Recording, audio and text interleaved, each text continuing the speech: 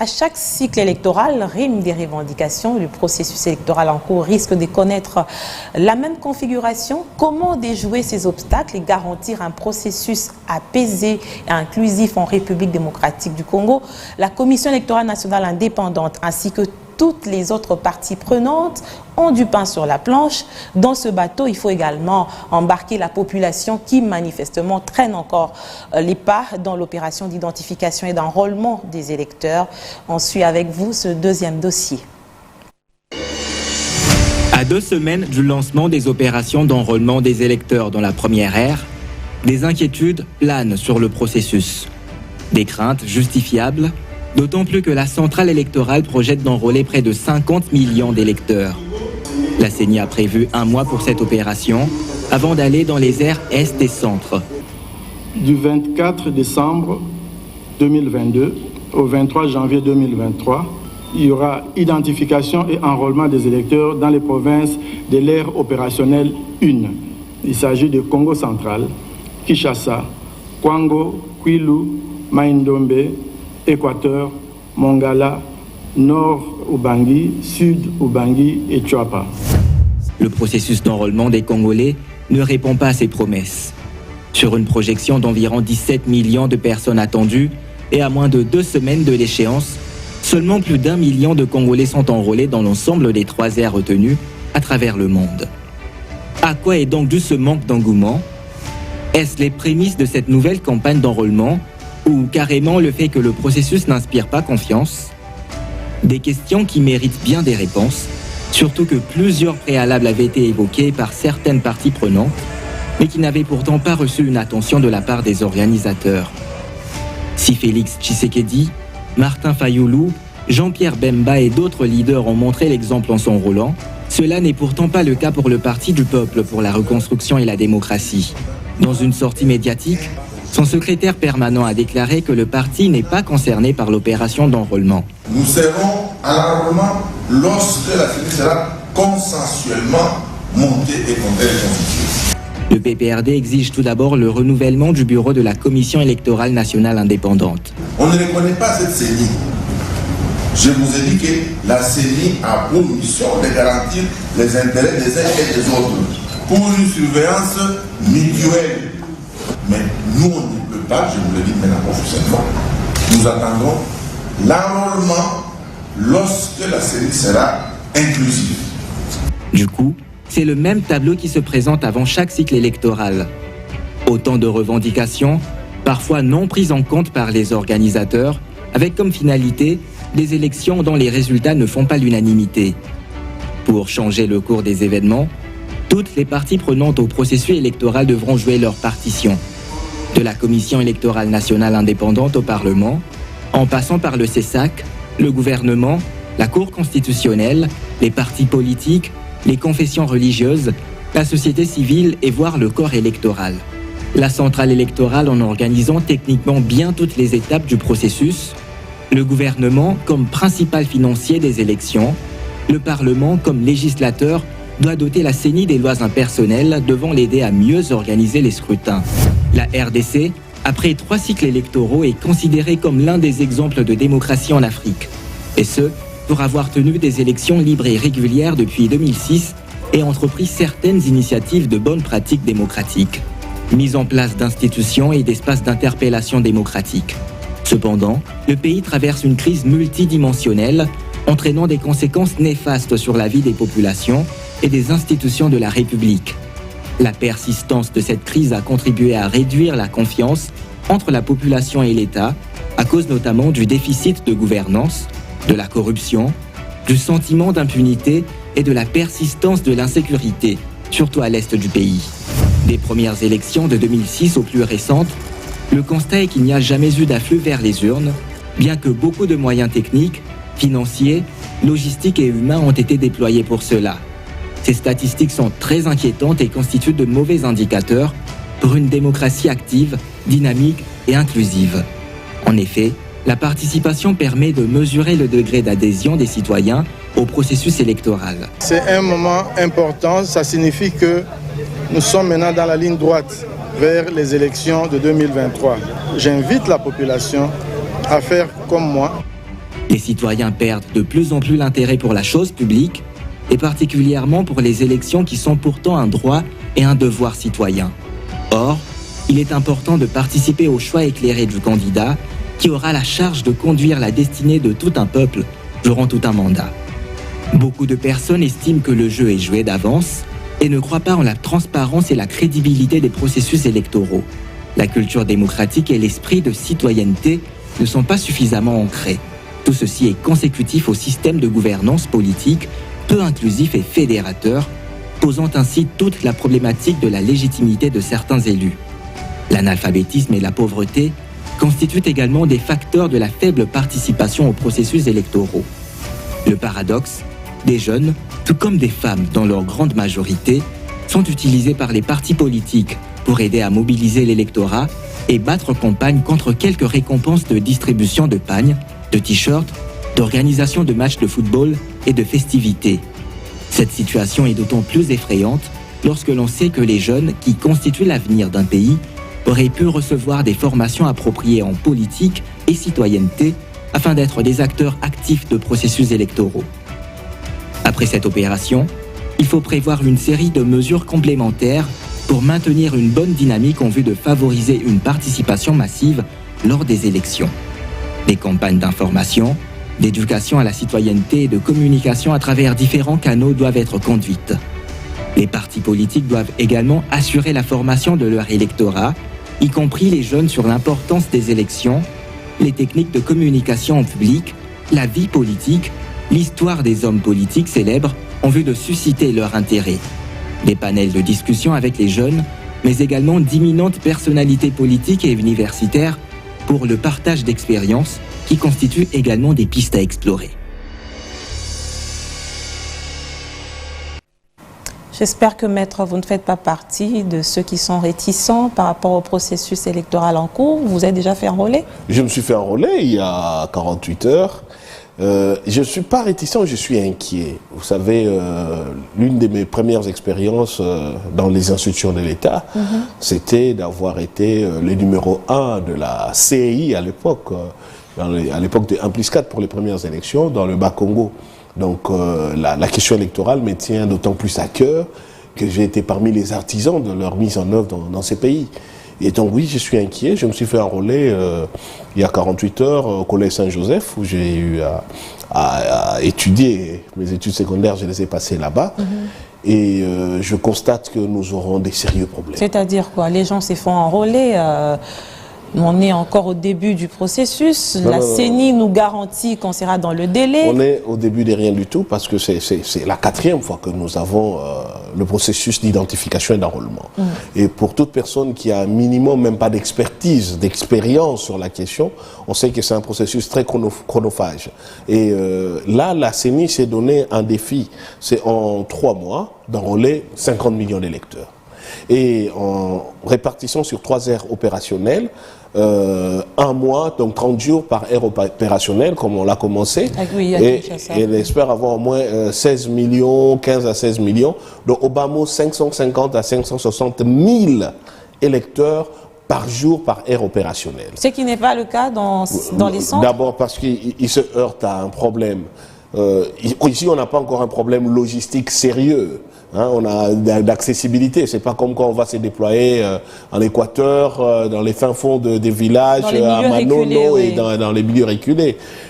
Le premier problème, c'est que la technologie utilisée a besoin d'être alimentée en énergie.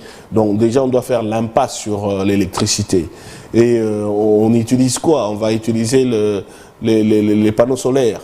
Les panneaux solaires pour alimenter des ordinateurs, c'est déjà un sérieux problème. Et si on est en saison de pluie, il y a un moment donné où les nuages font écran. Donc l'autonomie des machines pose problème. Et donc la gestion des files d'attente s'en ressent d'autant plus. Entre-temps, la qualité quand même du produit de cette carte... Mais ça, ce n'est qu'un petit détail sur lequel les Congolais sont en train de s'acharner. C'est quelque chose d'important d'abord parce que jusqu'aujourd'hui, nous n'avons que ça comme document d'identité. Et que si déjà au niveau du visage, on n'est pas reconnaissable, ça pose problème. La CENI elle-même a dit... Vous en êtes victime? Oui, et je ne prendrai pas ma carte. La CENI elle-même a sorti un communiqué en disant C'était pas lié, c'était juste un problème lié au personnel qui n'était pas fort. Mais s'il y a un problème déjà du personnel qui n'a pas été formé, il y a un problème de la précipitation. Et si alors tous les personnels se retrouvent dans la même situation, c'est un souci.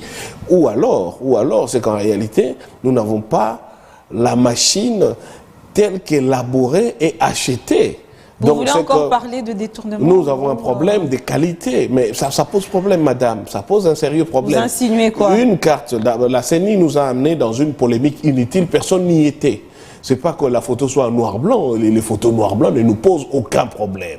Mais c'est qu'une photo d'identité ou une photo d'un document, même des lecteurs, on doit au moins apparaître. Oui, on doit quand même identifier la personne d'une manière ou d'une autre. Cette photo-là permet difficilement de rattacher la personne à l'image qui est imprimée. Mais visiblement, on est parti comme ça. Donc voilà, nous avons organisé cartes. un processus à la va-vite et en mode de défi. Et la réalité nous rattrape. Aujourd'hui, on n'est pas en mesure, les observateurs neutres indépendants vous démontrent qu'on n'a pas encore absorbé par jour les 550 à 560 000 électeurs dans les aires opérationnelles à cause de ces problèmes-là. Et là où vous partez, des fois, vous voyez que les gens s'élèvent tôt pour avoir les jetons, mais des fois, on leur dit, attendez, nous devons d'abord absorber les électeurs de la veille. Or, la CENI n'a pas d'infrastructure. Elle est en train de squatter les écoles, soit catholiques, soit protestantes, soit de l'État. Oui. Entre-temps, on est en pleine année scolaire. Et en plus, on a les défis de la pluie. Qu'est-ce qui se passe en réalité? La CENI a voulu combiner en un temps record, ce qui ne s'est jamais passé jusque-là dans les trois processus qui ont précédé. Parce qu'elle sait pertinemment bien que si on doit respecter les délais, le mandat actuel du chef de l'État sera déjà hors délai. Il y aura un glissement. Il y aura un glissement et on en tirera les conséquences. Ça veut dire que le chef de l'État a fait un mandat, il dépose et il est remplacé constitutionnellement. Le temps qu'on puisse maintenant organiser les élections. Ce scénario, vous ne le voyez pas comme ça? Non, écoutez, nous on voit l'enrôlement. Et le processus électoral aujourd'hui est en train d'être biaisé par des considérations qui n'ont rien à voir avec la technique. La technique, vous ne la contournez pas. Et je me rappelle toujours cet exemple que j'ai donné sur un plateau autre. Je dis, vous savez, quelle que soit la volonté d'un homme de vouloir avoir un enfant, parce que même il est propriétaire d'une maternité, il est bien obligé de respecter certains délais. Donc par exemple, il ne peut pas contraindre son épouse à avoir un enfant avant 7 mois. Même s'il a le moyen, il peut lui acheter 10 maternités, il ne peut pas. Pourquoi? Parce que c'est scientifique, il faut respecter les délais.